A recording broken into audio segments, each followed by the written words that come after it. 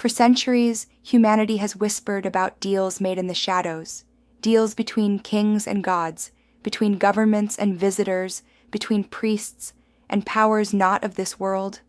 Some call it myth, others call it conspiracy. But tonight, we call it what it is: the covenant theory. Did humanity make a pact with the others? And if so, what did we agree to give in return? Exhibit A, the Sumerians. The oldest written records on Earth describe the Anunnaki, those who from the heavens came down. They didn't just appear, they ruled, granting kingship, law codes, and authority to chosen rulers. Kings were said to be intermediaries, not sovereigns. Their power was given, conditional. Exhibit B, the Book of Enoch, banned from the Bible by men of power. Truths suppressed for centuries. Why? Because it records a contract, a covenant. 200 watchers, non-human beings, swore an oath to descend, take human wives and create offspring. The Nephilim. A pact of hybridization, a contract of corruption. Exhibit C, the Old Testament. Yahweh doesn't just rule, he demands loyalty. No other gods before me. Why the paranoia, unless there were other claimants to the covenant? Why the obsession with offerings, obedience, and war spoils? Was Israel's God securing not belief, but compliance? So from the very beginning, humanity's relationship with the sky beings was not worship alone. It was contractual, a covenant. Fast forward to the 20th century. Exhibit D, the Greada Treaty, 1954, Edwards Air Force Base, President Dwight Eisenhower. Allegedly, 2 delegations approached. The first, tall, Nordic-like beings who offered spiritual wisdom but demanded nuclear disarmament. The second, small grays, who offered technology in exchange for limited human abductions. The story goes, the U.S. turned down the first offer and accepted the second. But limited abductions quickly multiplied, and suddenly the UFO age exploded with abduction accounts, hybrid programs, missing time. Coincidence? Or the fine print of a deal made in desperation? Exhibit E, Nuclear Interference, 1967, Malmstrom Air Force Base, 10 nuclear missiles disabled by UFOs hovering overhead. This has happened repeatedly. Not attacks, enforcements.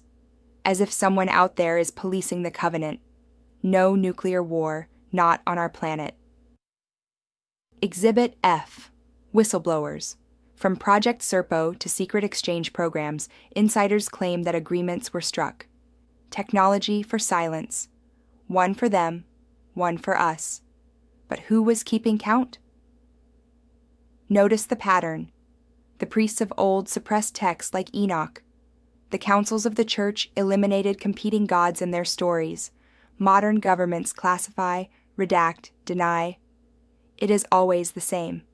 Control the narrative. Silence the witnesses. Maintain the covenant. Because once the people know the truth, the terms of the deal collapse. Now add what we've already uncovered in this series: hybrids, children, programs that manipulate not just bodies, but hearts. Is this, too, part of the covenant? Humans provide genetic material. They provide the children. In return, we are allowed to survive, allowed to thrive, allowed to keep the illusion of sovereignty. But what happens when the illusion fades, when the children no longer need us? The evidence is circumstantial, but it stacks. Ancient texts describe pacts between gods and men. The Book of Enoch records an oath of hybridization. Yahweh demands exclusive loyalty, as though competing contractors existed. Sumerian kingship is described as a grant, not a right. Modern rumors point to Eisenhower's deal with the Greys. Abductions exploded after 1954.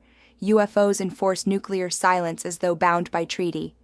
And governments, ancient and modern, silence the stories that might reveal the truth. One pattern, one thread, one covenant.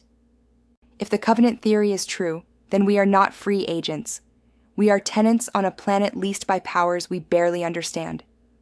So the questions we must ask are not just who they are, but what did our leaders agree to on our behalf? What were we traded for? Technology, power, protection, or were we traded for something far more intimate? Our children. I don't claim to hold the final answer, but I do know this. Our ancestors believed in covenants, and covenants always come with terms. In closing, I feel it's important for you to know my beliefs. I am not anti-God, I'm pro-truth. And I believe the Creator is closer than breath, closer than the lies we've been told. Seeking truth, even in the shadows, is part of how we draw near to that presence. If this episode made you think, or unsettled you, please like and subscribe. It tells us this work matters, that digging deeper into what we weren't told is worth continuing. Next time we'll open a new chapter, because if covenants have been made, then maybe, just maybe, they can also be broken. Stay safe, stay vigilant, stay curious.